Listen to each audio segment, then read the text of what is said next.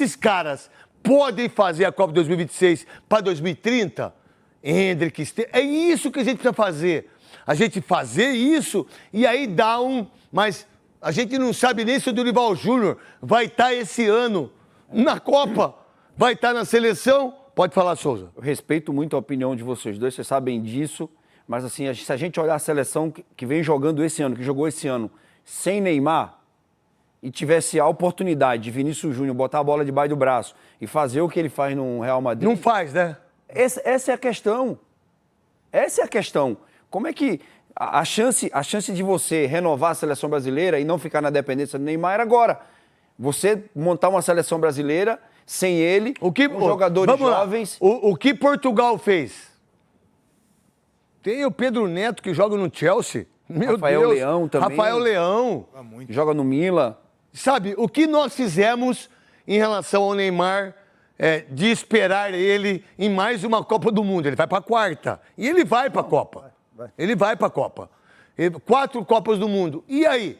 Maior número de gols, tá tudo certo. Mas o que queria? Vamos lá. O craque, assim, ó, o Brasil é o 5º colocado nas eliminatórias. Que é uma vergonha, né? Perdeu para o Paraguai, empatou 2 vezes com a Venezuela, está atrás de Colômbia, Equador, Uruguai e Argentina. Ninguém vai me convencer que o Brasil tem menos elenco do que Uruguai, Equador e Colômbia. Se vocês disserem que a Argentina tem mais elenco, a gente pode até...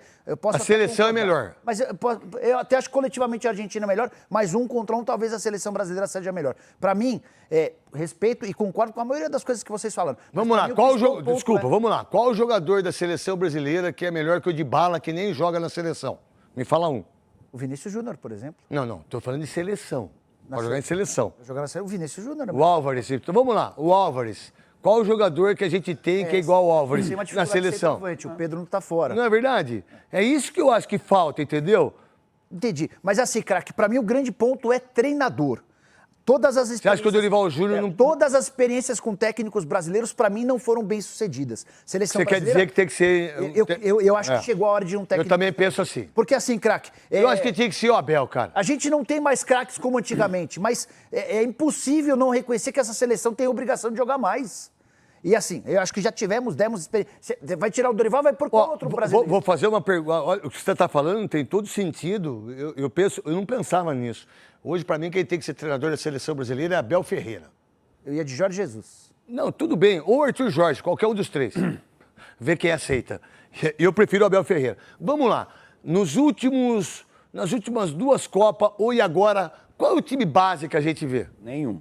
Me fala mas vamos lá, vocês que estão aí, último dia do ano, qual é o time base da seleção? Qual é o lateral direito? Não tem. Qual é o lateral esquerdo? Nem goleiro está definido. Olha aí, ó, nem goleiro está definido. Qual é o volante? Qual é o camisa 10? Não tem. Qual é o centroavante? Não tem. Qual é o ponta esquerda? A gente fala assim, não, o Vinícius Júnior tem, mas o que ele fez na seleção? Nada. Sabe, qual é a seleção?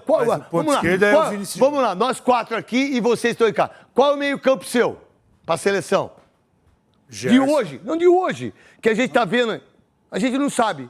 Não, mas o Gerson tá nesse meio. Pra mim, Marlon Freitas, demorou Gerson... muito ainda, viu? Demorou muito. O Dorival demorou muito. O Dorival, se ele tivesse a paciência que ele tem com os jogadores que jogam fora no Brasil, com os que jogam dentro do Brasil, a seleção seria outra.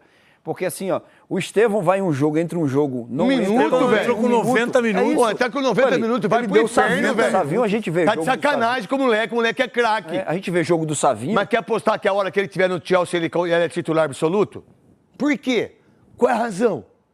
Cara, tem uma... Ó, eu fiz bem o ano passado, fiz uma seleção John, Wesley do Flamengo,